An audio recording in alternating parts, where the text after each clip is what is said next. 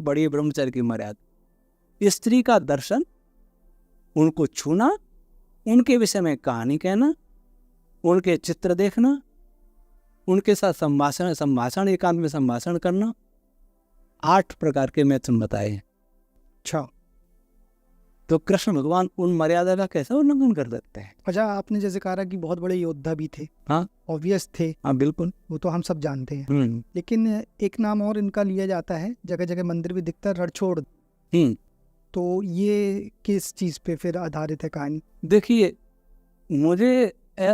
मुझे लगता है कि ये नाम उनको नहीं देना चाहिए। रणछोड़ जात दिया क्यों?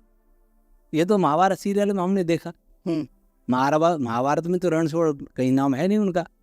आज जगन्नाथ यात्रा निकलती है अहमदाबाद में, नारे 2 ही लगते हैं, रणछोड़ माखन चोर, रणछोड़ माखन चोर। कौन सी घर में बढ़ा रहे? मुसलमान भी हंसता होगा, वामपंथी हंसता होगा, ईसाई भी हंसता होगा कि देखो घर एक तरफ तो ईश्वर बता रहे हैं और नारे 2 नाम, एक तो रणछोड़ के भाग गए हो माखन चुराने वाले। वस्तुतः क्या हुआ, मथुरा में जरासंध ने बार बार चढ़ाई की कंस के वध के बाद जी, और हर बार इन्होंने उसे पराजित किया। कृष्ण भगवान शांति प्रिय थे। लोग तो कई यार ये भी आरोप लगाते हैं उन्होंने महाभारत का युद्ध कराया, वास्तव में वो शांति दूत थे। उन्होंने ये प्रस्ताव रखा महाराज उग्रसेन जी के सामने कि अब हमें मथुरा छोड़ देने चाहिए। वो रोज रोज चढ़ाई होती है, सैनिक मारे जाते हैं, कब तक लड़ते रहेंगे? अपन शांति से वहाँ द्वारका में वहाँ बसाते हैं नगरी, इसलिए बसाई थी। इसके कारण अगर हम उन महापुरुष को रणछोड़ कहते हैं तो मुझे नहीं लगता मतलब हारे कभी नहीं थे। हारे कभी नहीं, जीते थे। रणछोड़ तो हाँ, वो इसलिए गए थे कि ज्यादा मतलब जान मान की हानि नहीं हो। जैसे कोई खिलाड़ी अंतिम बार मेडल जीत के स्वर्ण पदक लिया और कि अब मैं संन्यास लेता हूँ, तो उसको रणछोड़ कहेंगे क्या?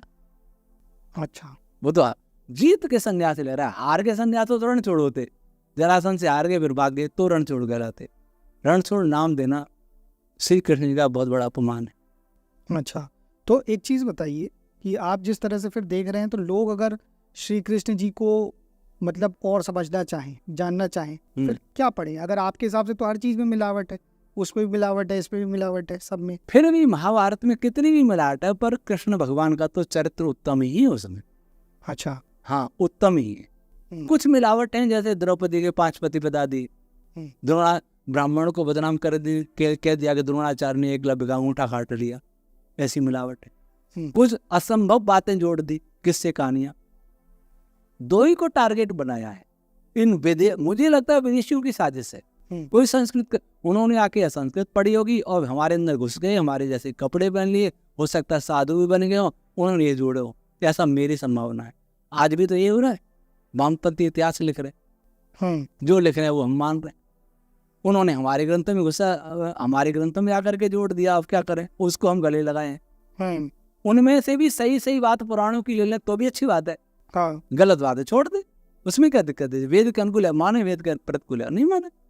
अच्छा, तो मतलब आपका ये कहना है कि ये चीजें जो मिलावट हुई है ये साजिश के तहत हुई है, साजिश के तहत कहीं ना कहीं मतलब चीजों को कमजोर किया जाए, इस सनातन को कमजोर किया जाए। अच्छा, मैं बिल्कुल उनको दोष नहीं दे रहा जो संस्कृत के पंडित थे, मैं उनको मुझे आशंका है कि विदेशियों ने संस्कृत का पंडित बन करके इस देश को कमजोर करने के लिए, हमारी पीढ़ी को कमजोर करने के लिए ये मिलावट की है। लेकिन आपने जैसे आज जितनी भी चीजें सामने रखी है, बहुत लोगों की आस्था भी जुड़ी है, लोग आपसे सवाल भी कर सकते हैं खुल के, कोई नहीं तो आप फिर फैक्ट्स के साथ जवाब दे सकते हो। जवाब मैं कुछ पुस्तकें पढ़ने के लिए भी सलाह दूंगा श्रोताओं को। एक पंडित चमुपति जी हुए, उनकी पुस्तक श्री कृष्ण जी का जीवन उन्होंने लिखा है। एक डॉक्टर भवानीलाल जी भारती लिखे, उन्होंने भी श्री कृष्ण जी वो पढ़े, अगर महाभारत पूरा नहीं पढ़े तो ये पढ़ के देख लें। अच्छा, हाँ, तो उन्होंने बहुत दिन भी चरित्र मिले आज। अच्छा, आपने वेदों को बहुत अच्छे से पढ़ा है, साइंटिफिकली डिकोड भी किया है ना? पिछले बार आपसे काफ़ी चीज़ों पे बात भी हुई थी। तो मुझे ये बताइए कि अक्सर मतलब जो हमारे यहाँ के ऋषि लोग रहे हैं या आज भी जो महात्मा लोग हैं, ये ब्रह्मचर्य पे बहुत बल देते हैं। तो वेदों को आपने जैसे साइंटिफिकली जाना है, तो मुझे ये बताइए कि ब्रह्मचर्य में कितनी ताकत है और ये किसी भी जीवन या लाइफ के लिए कितना इम्पोर्टेंट है व्यक्ति के लिए? पहली बात तो ब्रह्मचर्य का पालन नहीं करने वाला कभी योगी नहीं बन सकता, अच्छा, क्योंकि